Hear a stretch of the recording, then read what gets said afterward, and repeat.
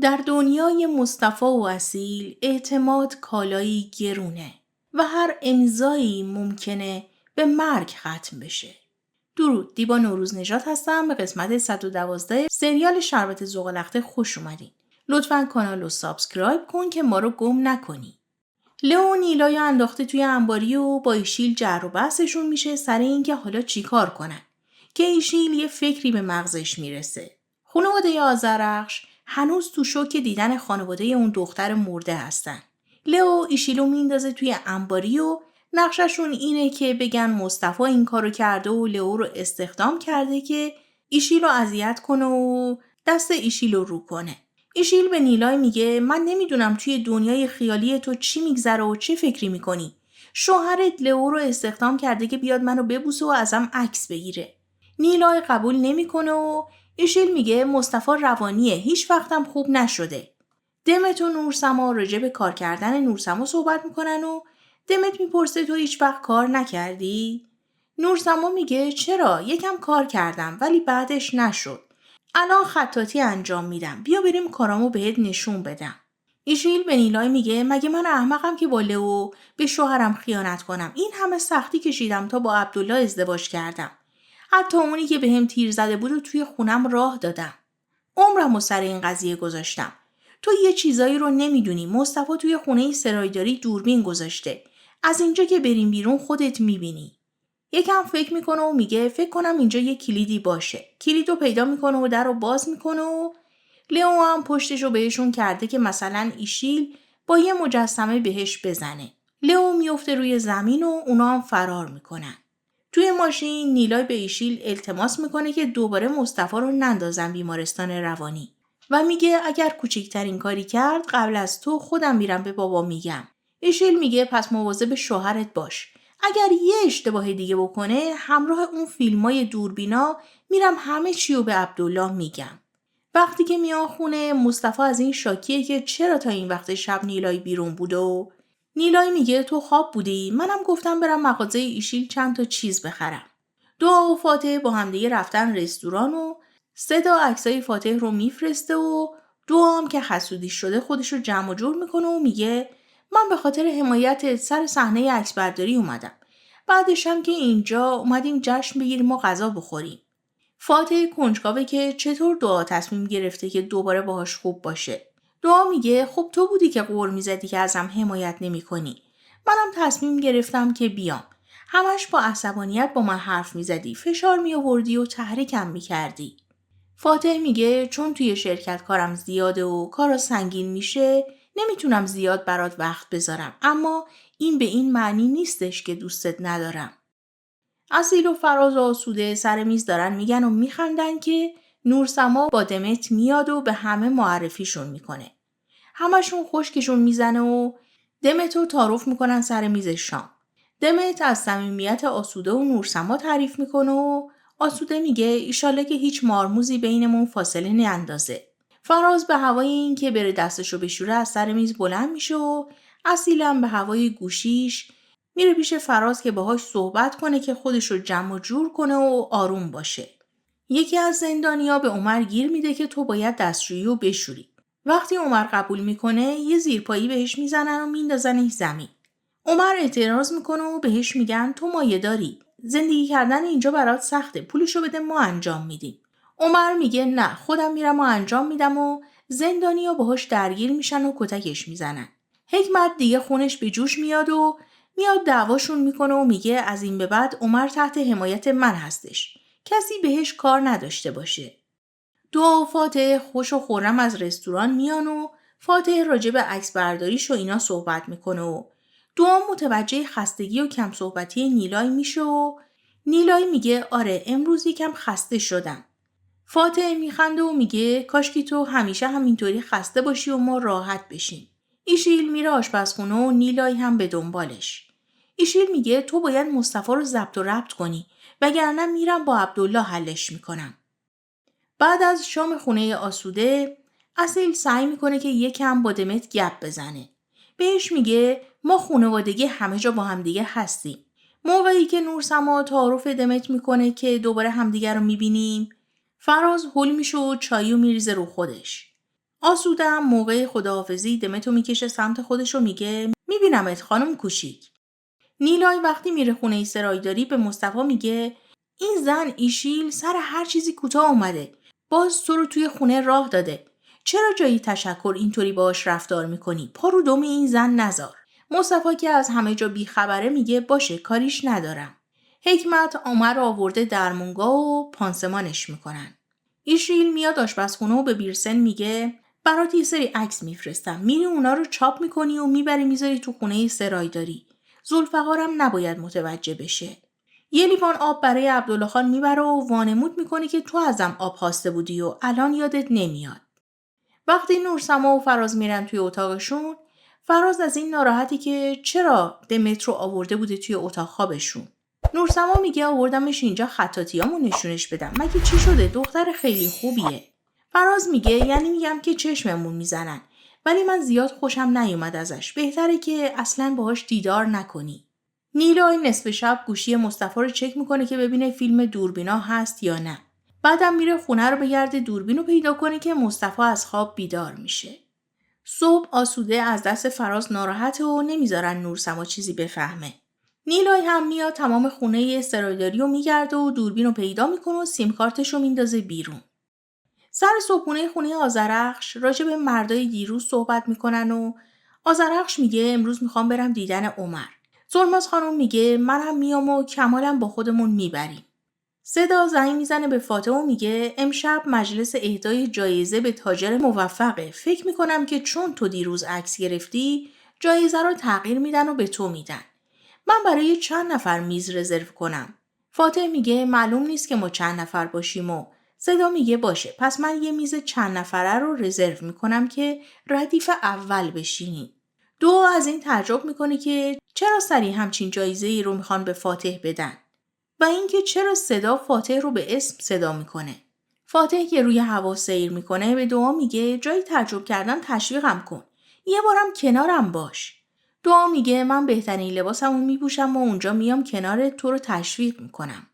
میرن سر صبحونه و این قضیه رو مطرح میکنن و ایشیل به نفع فاتح صحبت میکنه.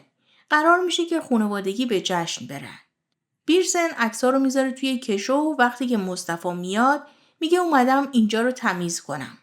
ایشیل زنگ میزنه به لئو و میگه عکسای تو رو دادم بذارن توی اتاق مصطفی که نیلای وقتی رفت و دید باورش بشه و به مصطفی شک کنه. اینجوری مطمئن میشه. تو هم سریع مغازه رو ببند. آذرخش با بچه و مادرش رفته ملاقات عمر و عمر قبول نکرده که بیاد ببینتشون. حکمت هم توی اتاق ملاقاتی و متوجهشون میشه و میاد باهاشون صحبت میکنه و میگه من همسلولی عمر هستم. به مرگ میشه عادت کرد ولی به اینجا نمیشه. این عمری که بیرون بوده و اومده اینجا با عمری که میخواد بره بیرون خیلی فرق میکنه. آذرخش میگه من قوانین اینجا رو نمیدونم. میشه شما باهاش صحبت کنین؟ من برم مادرم بمونه و عمر بیاد پسرش رو ببینه؟ سلماز خانومم میگه آره بهش بگین که لج و لجبازی نکنه. حکمت میگه موضوع لج و لجبازی نیست. به خاطر اینه که نمیتونه خیانت رو هضم کنه. آذرخش بهش بر میخوره و میخواد که بلند بشن ولی سلماز خانوم میگه بچه رو بده من و خودت برو بیرون.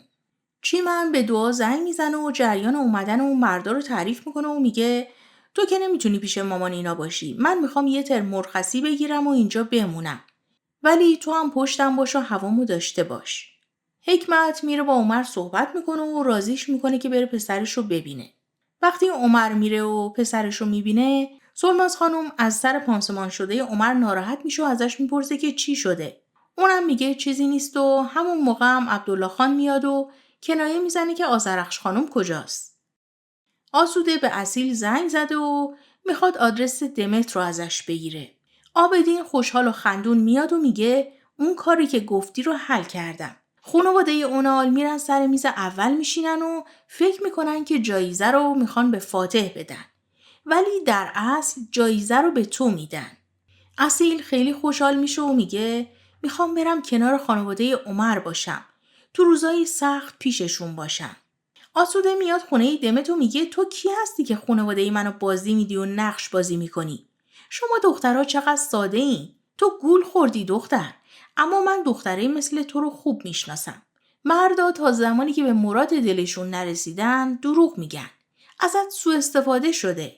دمت میگه حرفای شما روی من تأثیری نمیذاره و نمیتونین با یه مبلغ سنگین به هم پیشنهاد بدین که از زندگی پسرتون برم بیرون. من عاشق فرازم. پس فردا عروستون که شدم این حرفا رو یادتون میندازم. آسوده میگه تو چه دختر گستاخی هستی، واقعا زشته. دمت میگه من میتونم بدتر از اینم باشم ولی نمیخوام. در آینده مادر نوه‌هاتون میشم. از عقلتون استفاده کنین و حرفای گنده نزنین. ایشیل رفته پیش لئو که حساب کتاب کارشونو بکنن و از لئو میخواد که یه دکتری پیدا کنه که بتونن بهش رشوه بدن و فراموشی عبدالله خانو تایید کنه و بهش یه قرصایی بدن که وضعیت مغزیشو به هم بریزه. اگر تا اینجا ویدیو رو دوست داشتی لایک و بزن که ادامه بدیم. نیلای زنگ زده به مادرش که برای جشن شب دعوتش کنه. صدا زنگ میزنه به فاتح و میگه من به عنوان استایلیستتون یه سری لباس دارم میارم که امشب تنتون کنین. فاتح به خاطر اینکه دوباره صدا رو نبینه و دعا رو ناراحت نکنه به یوسف زنگ میزنه و میگه این دختره یه چیزایی داره میاره. بهش بگو که من توی جلسه هستم و به اتاقم راهش نده. نیلای میاد خونه سرایداری و وقتی میخواد از توی کشو پول برداره که بده به پستچی، پاکت عکسای لئو رو میبینه و فکر میکنه که مصطفی از لئو عکس گرفته. آذرخش و سلماز خانم از زندان برمیگردن خونه و اصیلم میاد زنگ خونه‌شونو میزنه. دمت به نورسما زنگ میزنه که امروز با هم قرار بذاریم و به چند تا خونه نیازمند سر بزنیم. نورسما به خاطر حرف فراز و اینکه دوباره دمتو نبینه بهش میگه من سرم شلوغه و تو آدرسا رو بده من میدم به ذوالفقار اون براشون میبره. آسوده عصبانی از خونه دمت میاد شرکت و سر فراز داد و بیداد میکنه. اصیل اومده خونه آذرخش که بهشون بلا به دور بگه و اینکه اگر کاری داشتن براشون حل کنه. همون موقع زنگ در زده میشه و اون دوتا مرد دوباره میان. آذرخش باهاشون درگیر میشه و اصیل میگه یه دقیقه به من وقت بدین من صحبت میکنم باهاشون. بعدم بهشون میگه مؤدب باشین دیگه نباید بیاین در این خونه. اگر توی این منطقه ببینمتون همینجا دفنتون میکنم. شماها برین من خودم پیداتون میکنم و میام پیشتون.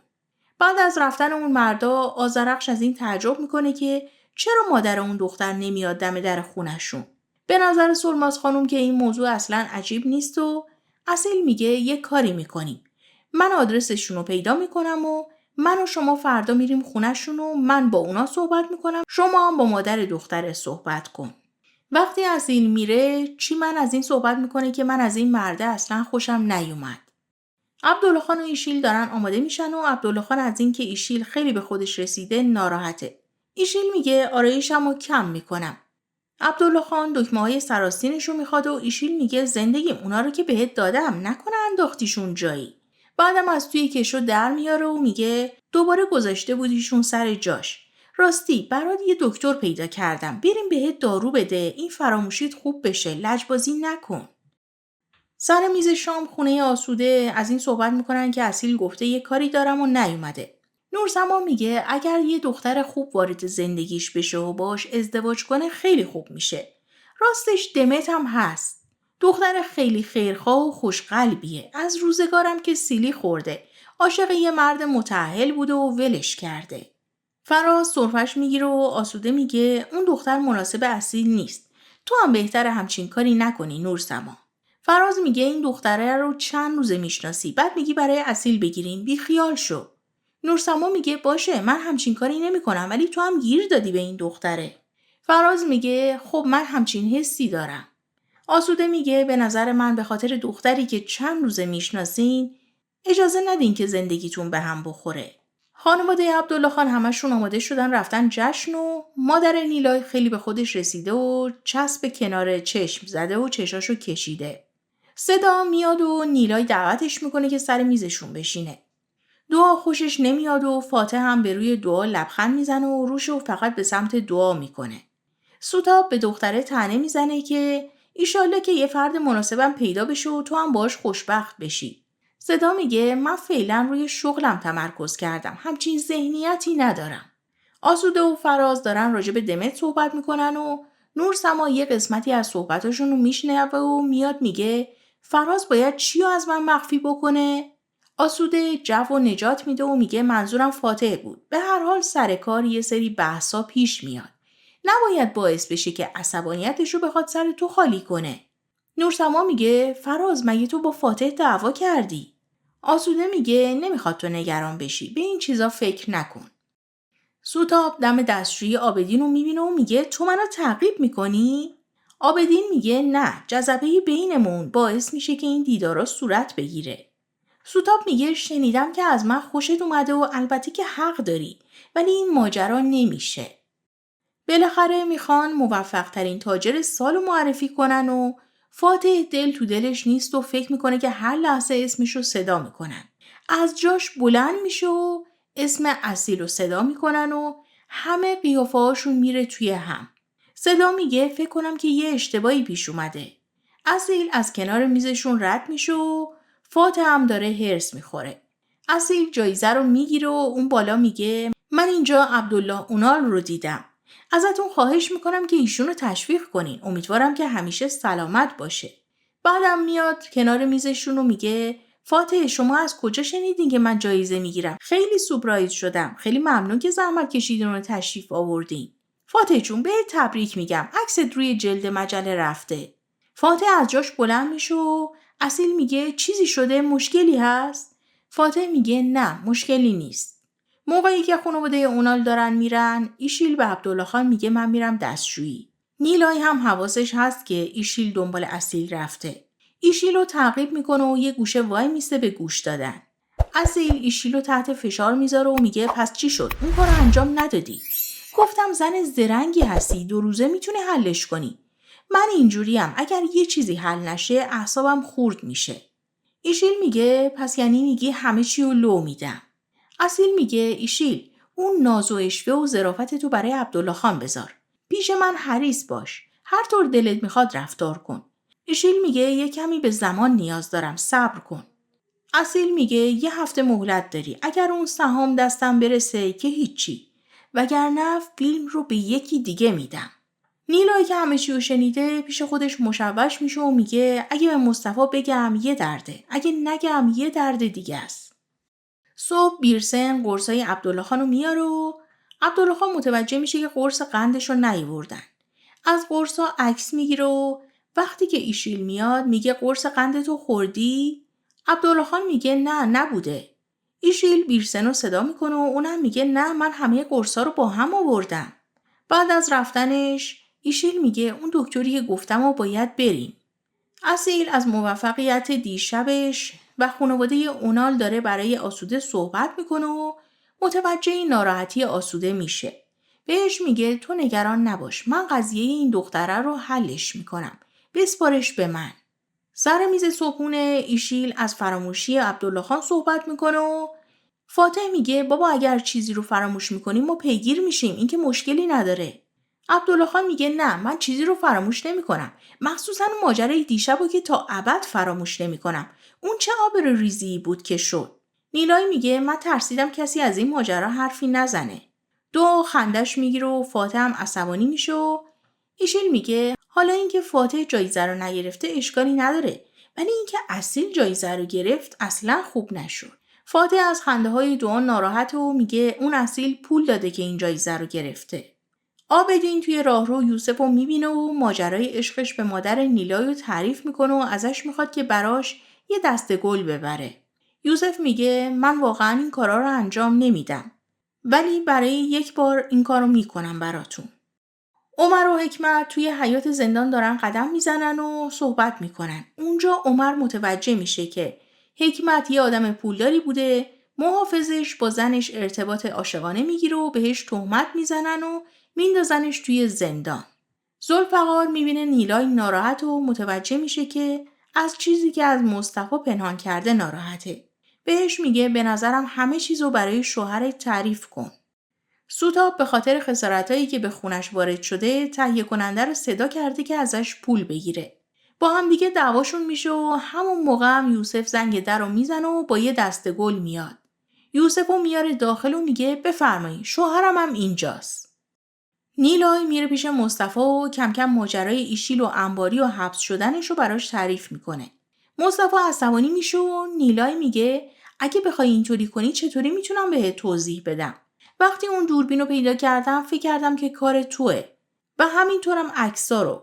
مصطفی میگه کدوم عکسا؟ اون به بیرسن پول داده که عکسا رو بیاره اینجا بذاره که تو باور کنی. نیلای پشیمون میشه و شروع میکنه به عذرخواهی کردن و جریان چیزایی که از ایشیل و اصیلم شنیده رو به مصطفی میگه. مصطفی میگه نیلای تو الان به من دنیا رو دادی، ازت ممنونم. پس اون بیشرفا سهام میخوان، آره؟ حالا بهشون میفهمونم. مادر اون دختری که مرده دائم گریه میکنه و شوهرش بهش میگه نمیخوام جلوی این آدمایی که میان جلب توجه کنی وگرنه تو رو میکشم. وقتی آذرخش و اصیل میان مادر اون دختره گریه میکنه و میذاره میره توی اتاق. اصیل به آذرخش میگه به نظرم شما برو با مادرش صحبت کن، منم با آقایون صحبت میکنم. آذرخش میره توی اتاق و به زن تسلیت میگه. زن میگه من دخترمو میخوام، چطوری میشه که اون برگرده؟ به نظر میرسه که شما آدم خوبی هستین. این دفترچه خاطرات دخترمو بگیرین و نذارین که اینا بفهمن که اینو بهتون دادم. موقع خداحافظی هم آذرخش رو میکشه سمت خودش و میگه کمکم کن. برادرزاده اون مرد میگه عمو نذار اینا گولت بزنن. اصیل میگه بچه منو ببین، یه کاری میکنم که تو هم گول بخوری. بعدم به مرد میگه من با تو طرف حسابم، منو با این بچه روبرو نکن. توی مسیر که دارن برمیگردن آذرخش دفترچه خاطرات رو باز میکنه و توش نوشته شده امروز گگه به محض جدایی از فورکان صد راهم شد و تهدیدم میکنه که از فورکان جدا بشم. اگه به فورکان بگم اون میکشتش. اگه به خانوادم بگم اونا منو میکشن و حرفمو باور نمیکنن. عبدالله خان خودش تنهایی رفته پیش دکتر و تست فراموشی داده و دکتر بهش میگه شما کاملا سالم هستین. مصطفی میره توی اتاق اصیل و میگه اومدم باهات یه توافقی بکنم. فیلمی که دستت هست رو به من بده. اگر سهام میخوای به جای ایشیل با یه سهامدار معامله بکن. اصیل خشکش میزنه. مرسی که تا اینجا همراه هم بودین. به نظرتون اصیل با مصطفی همکاری میکنه یا دوباره بهش برچسب دیوونگی میزنن؟ تا ویدیوی بعدی خدا نگهدار.